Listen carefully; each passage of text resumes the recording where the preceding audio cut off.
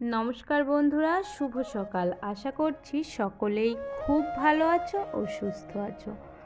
আজ শুক্রবার, এখন বাজে ওই সকাল 8টার কাছাকাছি। সকাল থেকেই ব্লগটা শুরু করছি আর বাইরে নেমেছে ঝুম বৃষ্টি। তার মধ্যে এইদিকে চলছে প্রস্তুতি। আসলে আমার ভাগ্নি নেহা, তার ছিল শুভ জন্মদিন। সেটা বৃহস্পতিবার পড়েছিল 7ই আগস্ট। তবে কাল যেহেতু একটু আর কি আমাদের সমস্যা বলতে ওরা তো নিরামিষ খায়, সেই জন্য পরের দিন প্রস্তুতিটা চলছে। এখানে জন্মদিনের ওই যে পায়েসটা রান্না করছিল মা, আর আমি এইদিকে কিছু চিকেন স্যাটে বানিয়েছি। এগুলোকে নিয়ে যাব একটু ফ্রাই করে।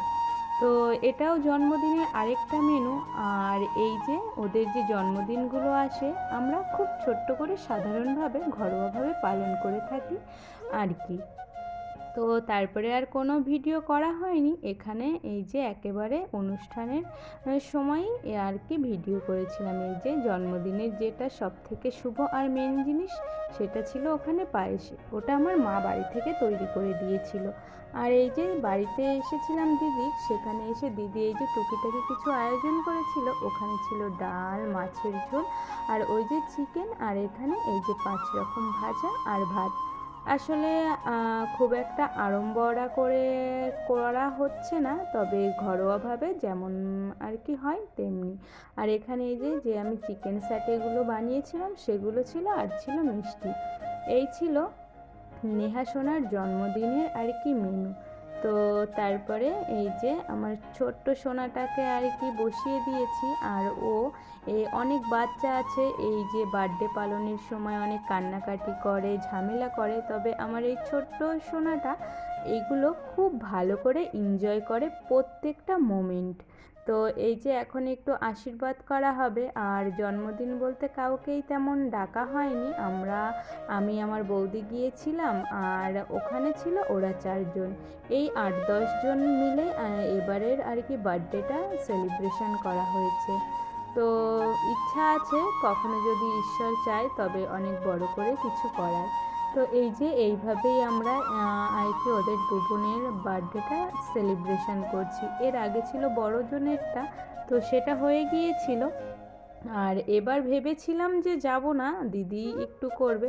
তবে ওই যে মাসি হলে যে অনেকটা দায়িত্ব থাকে নিজের ওপরে, এমনভাবে সে ডেকেছে আর আমি না যেয়ে থাকতে পারিনি।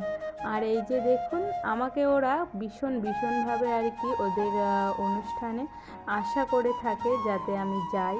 তো ওরাও ভীষণ ভালোবাসে, আর আমার কাছে তো ওরা সবসময়ই ভালোবাসার পাত্র। তো সৃষ্টিকর্তার কাছে আমি একটাই প্রার্থনা করি, ওর জীবনটা অনেক সুখের হোক, ও সুস্থ থাকুক, আর জীবনে একজন প্রকৃত মানুষ হয়ে উঠুক। ব্যাস এতটুকুই চাওয়া। মেয়ে বলে যেন কোনো কিছুতে আর কি পিছিয়ে না থাকে।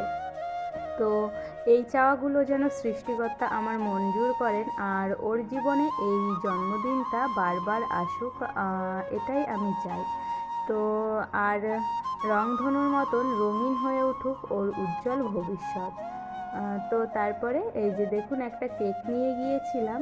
তো দিদি এখন আর কি এই যে এটাকে বার করছে। আর প্রত্যেকবারই চকলেট নিই, যদিও ছেলে মেয়ে ওদের ওই চকলেট ফ্লেভারটাই পছন্দ, তবে এবার ভেবেছিলাম একটু অন্যরকম আর কি ফ্লেভারটা নিতে। সেই জন্য নিয়েছিলাম এই যে এটা কেকটাকে বলেছিল কি পেস্তা কেক, আমার খুব একটা খেয়াল আসছে না, তবে কেকটা অত্যন্ত ভালো ছিল। তো যে দোকান থেকে আমরা নিই, বছরে না হলেও আমাদের 5টা 6টা কেক নিতে হয়। তো আর কি চেনা পরিচয় হয়ে গিয়েছিল, তার জন্য আমাকে বলেছিল কেকটা নিয়ে যান, খুব ভালো হবে। সত্যিই তাই হয়েছিল, বেশ ভালো। আর এই যে সঙ্গে গিয়েছিল আমার অনুসোনা। তো অনুকে পেয়ে তো নেহা আরোই ভীষণ আর কি খুশি। তো দেখুন, বোনকে এই যে এখানে বসানো হয়েছে, এখন একটু আর কি আশীর্বাদ করা হবে ওকে।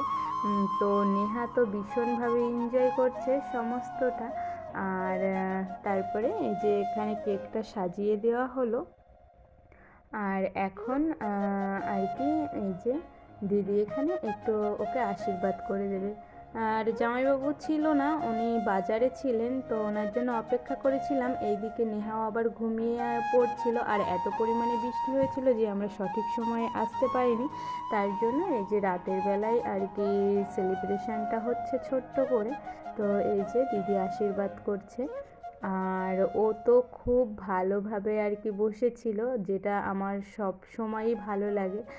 আর ও আর কি এত ভালো, যেটা আমি মুখে বলে প্রকাশ করতে পারছি না। আর যাই হোক, সব কিছু মিলিয়ে এবারের জন্মদিনটা নেহার এইভাবেই কেটেছিল।